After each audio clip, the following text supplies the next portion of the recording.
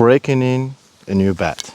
It's an important process to breaking in a bat if you want to have the longest durability out of it, having a few seasons extra, a few hacks extra.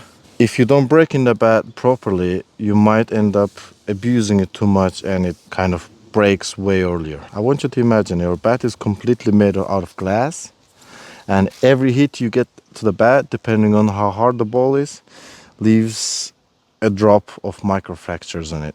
In order to have the best result out of your breaking process is to start slow and gradually build up in everything. First variable is how hard you swing. Second variable is what kind of balls you hit. We're gonna start with the first variable. First thing you do after unwrapping your bat is to start, I would recommend put a tape on it, on the barrel, and put numbers on it. Some bats have the numbers on the barrel by default because the company has thought about you and you might need it, which side of the bat so you realize, or you can keep the sides in mind with the stamps or words on the decals on it, so you know which side you're hitting next or which side you have already hit. You start with 25 to 50 swing each side. Let's say we have 4 or 8 sides we divide the bat to. You start, every side you have divided should get the same impact with the same ball. You start with 50% swing, which leaves really slight impact in the barrel, does not damage it, just kind of micro fractures the surface, the color, the paint job.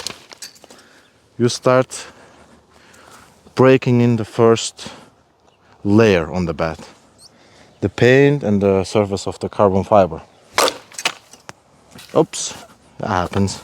Level number 2 is amp up your swing to 75 to 80% and start hitting with it.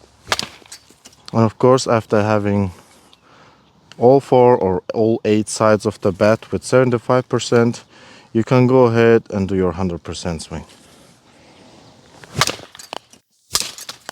And let's talk about the second variable, which is the balls. Since we have different associations for slow pitch softball, you can use different balls to have a better performance in your breaking process.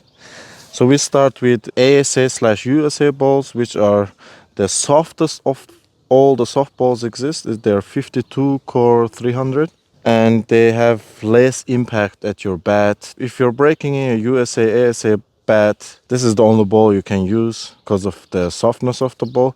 But if you get to breaking a USSSA bat, which takes harder balls, higher compression balls, it's great to have the variability of having to hit ASA USA balls. The softer balls have less damage on your barrel, and then after you have done all sides of the bat, different percentage of your swing and different hits, you switch to USSSA balls, which are even harder, and they change the impact a little bit more. You don't have higher jump in the break, and then the breaking process goes from there.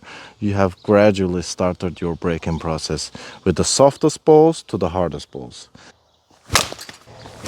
So after getting 1 dozen USSSA balls and starting hitting with it, you do exactly the same procedure. You start with 50% swings, whole barrel. You switch to 75% swing, whole barrel again. If you have more time, I would recommend more swings, 20 to 50. If you have less time, 10 each side. And in the end, you end up with 100% swings. I'm using Pro M ball, and I'm in the second round of breaking in this U-trip bat. If you have any questions or you need any help about breaking in a bat, don't hesitate. Leave a comment, like, share, subscribe, and play ball. Thank you for watching. Peace.